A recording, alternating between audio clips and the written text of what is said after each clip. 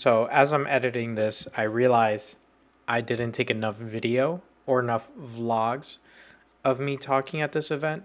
So I'm going to be filling it in with the voiceover. So I apologize ahead of time, but I got my mic right here and we'll see how it goes. I apologize ahead of time, everybody. Okay, bye. What's up, everybody? I'm at the B&H event today. I got my pass right here. Let's go check out the show.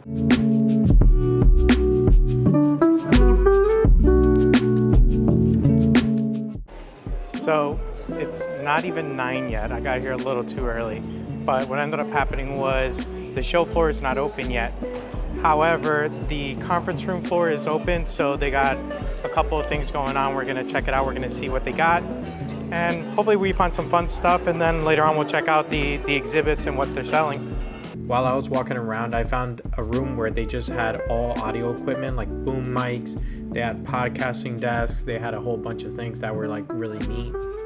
A couple doors over from that was the B&H Museum, where they had some pretty old looking stuff. And over here they had a solid gold Nikon F3, which I thought was awesome. After that, I went to the main stage where the CEO of the B&H company was going to have opening remarks, and we can get started for the day. As I'm walking through, I see that most brands have their own stages set up. Sony had this 1960s vibe stage set up with their own models. Nikon had different colors and different patterns going on at their stage, and Canon had two stages, one with a game show and one kind of like plain kind of stage, but it was really nice. Next, everybody, was Fujifilm, who had a really colorful stage with them. What's up, everybody? So today is day 2 of the Bild Expo by B&H. It's been a lot. It's been overwhelming. So many things are going on all at the same time. Yesterday, I got to watch the panels from Jared Polin and Robert Venezuela.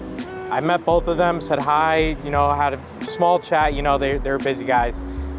Today, at 10 in the morning, I'm going to be watching the Casey Neistat panel. We'll see how that goes. Hopefully I get to meet him too and say hi and have a small chat with him, but chances are it's gonna be really hard. Everybody wants to see Casey Neistat. Really hot outside, I'll tell you that. I am in the sun, I'm just boiling. And I'm wearing a black shirt. Why did I do this to myself? Yeah, I think we started. Everyone has a ticket? Yeah. There's only like a couple hundred people. These odds are pretty good. That's what I was saying. I'd put the odds at like 8 to 10% that you got a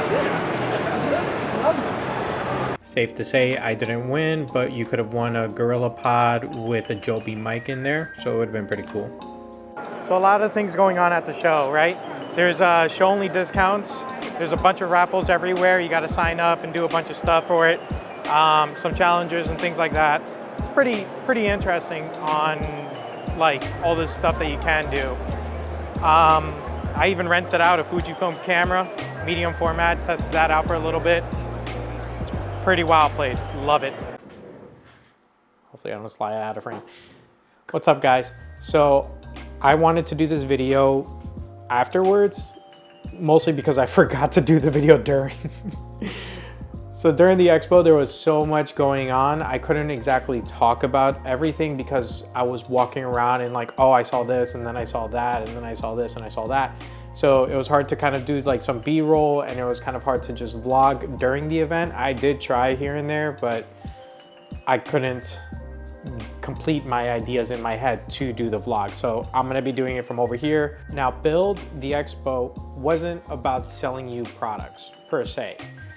There were products being sold and products that you can view, but it wasn't really about the selling. It was actually more about the education of these products, the education of photography, cinematography, and all the different things that B&H do offer. For me, I spent most of my time viewing the panels. There was people like Jared Polin, Casey Neistat, Lindsay Adler, Roberto Venezuela. There was so many people there.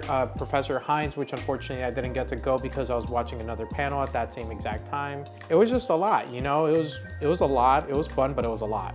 Now, for the way the expo was set up, every brand had their own table and it was headed by the brand's representatives. So not B&H representatives, but the brand themselves had their own people there to talk to you about their products. And it was really cool because like these camera brands have their own mini stages set up with their own models, their own backgrounds, and you could just take photos with your camera, or they had their cameras tethered to the table so you don't steal it. They had their own cameras where you could actually pop in your own memory card, try it out, take a few shots, test out the new lens, test out the new camera. Nikon had their own stage with their own stuff. Canon had their own two stages where you can take shots with your own cameras and stuff like that. It was a pretty good time. Now, and Fujifilm is one of my low-key favorites. The Fujifilm had a loaner camera that you can test out for a while, for about an hour. I personally grabbed the GFX 100 and a 110 millimeter lens, which I think comes out to about 90 millimeters. That thing was a monster. Medium format camera, my memory card almost died because of the amount of photos I took on there. Now, the cool part is that when you're walking through the expo and you're talking to these representatives, none of them are trying to actually sell you any of the products. They're like, oh, buy this, like you need that, you need that. No, actually, I didn't get that not one time. They're all like, oh, here, you could try the gimbal out, you know, test it out, like this is the feel, blah, blah, blah. And at the very end of the conversation, they're like, if you want to get it, here's a page with our discounts. There's a table over there with a B&H representative, and you order through B&H, and then there's a code here that you could even do it from home. So they weren't even trying to sell me on anything. They just said, here's our product. If you have any questions, I'll talk to you through it. And I'm from the brand, so I know exactly what I'm talking about. It was really, really cool and very interesting. Would I do this again? Absolutely. It was so fun. I learned so much. I got to meet some of my heroes. I met Fronos Photos, I met Lindsay Adler, I met Roberto Venezuela. It was really cool. I even got to have a whole casual conversation with Professor Hines. It was definitely like, it was definitely a fun time. I recommend it for anybody who wants to learn more about photography, more about the business, you know, better your skills. It's definitely a good and fun time to do. Definitely try it out.